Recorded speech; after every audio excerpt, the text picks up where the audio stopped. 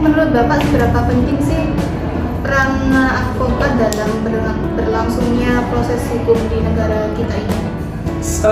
Berkaitan dengan peran ya advokat, berkaitan dengan menjaga ya di negara kita itu sangat penting kalau menurut saya. Karena apa? Ya, advokat adalah merupakan salah satu penegak hukum.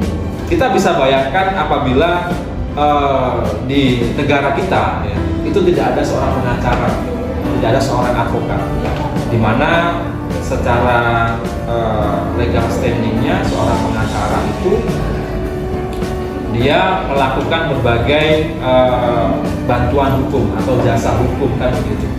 Kita juga tahu di negara kita hak-hak seorang masyarakat, ya, hak masyarakat itu sangat dijamin. Bahkan kita tahu ya seorang masyarakat saja yang diduga melakukan sebuah tindak pidana tertentu, ya, sampai adanya sebuah putusan ya, yang memutus terkait dengan perkara tersebut dan orang tersebut dinyatakan bersalah, orang tersebut kan atau tersangkanya itu tetap dianggap sebagai manusia, tidak bersalah ya. Jadi ada asas praduga tak bersalah di sana sampai adanya putusan tetap atas perkara tersebut. Jadi itu siapa yang memperjuangkan? Yang memperjuangkan advokat itu sendiri. Jadi advokatlah yang mengisi ruang-ruang kosong yang ada dalam penegakan hukum di Indonesia. Makanya sangat penting kenapa harus ada advokat. Di tingkat kepolisian bahkan ya, untuk menjaga supaya apa? Supaya hak-hak masyarakat ini terpenuhi. Hak seorang tersangka untuk didampingi oleh penasihat hukum itu ada. Sehingga kita bisa bayangkan kalau sampai pengacara atau penasihat hukum ini tidak ada, advokat ini tidak ada, siapa yang akan mendampingi seorang tersangka supaya bisa hak-haknya ini terjamin? Kita belum bisa memastikan apabila tidak ada seorang pengacara atau advokat yang mendampingi, proses hukum ini akan berjalan dengan baik dari awal sampai akhir ketika ada putusan yang menetapkan seseorang tersebut bersalah. Itu. Jadi sangat penting pengaruh advokat atau peran advokat di dalam sistem hukum Indonesia itu sangat penting. Begitu. Kalau ingin menjadi advokat itu syarat-syaratnya seperti apa sih Pak? Kalau itu ya untuk menjadi seorang advokat tentunya ada beberapa tahap yang harus dilalui dan ada beberapa persyaratan yang harus dilengkapi.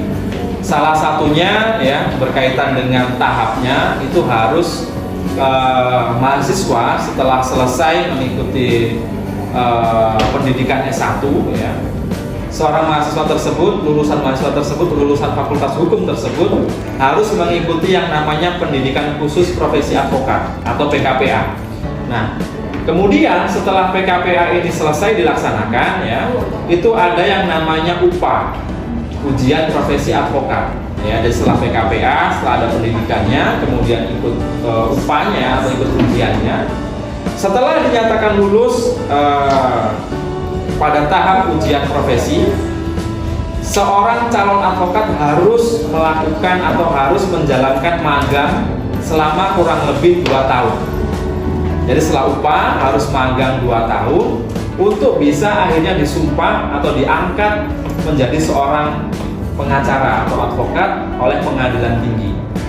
Jadi itu tahap-tahapannya. Kalau untuk persyaratannya ya yang jelas harus berlatar belakangkan pendidikan tinggi ilmu hukum, ya harus warga negara Indonesia, sekurang-kurangnya berusia 25 tahun untuk bisa diangkat menjadi seorang advokat. Kemudian ada persyaratan-persyaratan lain dan itu ada di dalam Undang-Undang Nomor 18 Tahun 2003 tentang advokat. Di sana sudah diatur lengkap terkait dengan persyaratannya apa saja. Cuma secara garis besar itu tadi. Jadi kita harus melalui beberapa tahap. Yang pertama itu PKPA, kemudian UPA atau ujian profesi tadi, dan yang terakhir harus disumpah, harus diangkat oleh pengadilan tinggi. Begitu. Terkait dengan proses untuk menjadi seorang pengacara atau advokat. Lalu Pak, yang harus dipersiapkan untuk kami mahasiswa ini mau ke advokat itu apa saja Pak? Kalau yang harus dipersiapkan ya sebagai seorang mahasiswa ketika nantinya ingin menjadi seorang pengacara atau advokat, yang jelas perdalam berkaitan dengan ilmu hukumnya. Ya, itu yang poin yang paling penting adalah di situ. Kemudian yang berikutnya adalah berkaitan dengan integritas, ya. Karena pengacara itu sangat diperlukan integritas, memiliki integritas yang kuat, ya. Karena kita tidak tahu perjalanan ke depan nanti bakal seperti apa, ya. Yang jelas harus memiliki integritas sebagai fondasi yang baik. Dan tadi sebelum saya sampaikan, tidak kalah pentingnya itu adalah memperdalam berkaitan dengan keilmuannya. Karena di dunia pengacara nanti ya semua itu berkaitan dengan keilmuan. Kita akan adu argumen, ya, dan lain sebagainya. Kita adu skill berkaitan dengan ilmu hukumnya. Jadi ya mau tidak mau memang kita harus dituntut untuk memperdalam keilmuan kita. Bahkan saya sendiri juga walaupun sekarang sudah menjadi seorang advokat, tetap terus belajar, terus membaca buku, ya, memperdalam keilmuan, karena berkaitan dengan ilmu hukum itu terus berkembang. Jadi dia terus ada pembaruan. Kalau kita, ya, sebagai orang-orang yang bergerak di bidang hukum, kita tidak update, ya, kita tidak mengikuti perkembangannya, kita akan ketinggalan. Contoh, ada undang-undang yang baru, kita paling tidak tahu, oh undang-undangnya tentang ini, kemudian mengatur apa, unsur-unsurnya bagaimana dan segala macam. Kita harus tahu itu. Jadi harus terus mengupdate tentang pengetahuan hukumnya. Jadi itu, Pak. Berarti meskipun kita udah 2 tahun kayak belajar itu masih harus belajar terus ya? Iya, masih harus terus belajar karena pembelajar itu tidak ada batasan usia, tidak mengenal jangka waktu, sehingga di setiap kehidupan kita bahkan kalau bisa kita terus belajar, kan begitu. Nah, itulah tadi pembahasan kita seputar advokat. Mungkin ada pesan yang ingin disampaikan Bapak kepada mahasiswa Fakultas Hukum Unikama, terutama agar semangat lagi untuk mempelajari ilmu hukumnya. Pesan-pesan buat teman-teman mahasiswa, ya, ketika teman-teman sekarang berada di kampus belajar tentang ilmu hukum, yang jelas teman-teman harus lebih serius, ya, teman-teman harus lebih perdalam lagi terkait dengan keilmuannya, karena berkaitan dengan hukum, ya, itu sangat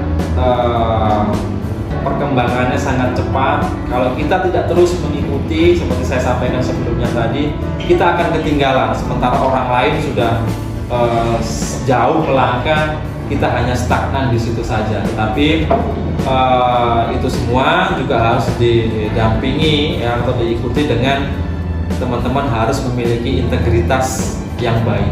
Itu sebagai bekal teman-teman nanti melangkah ke dunia luar pasca teman-teman menjadi seorang mahasiswa.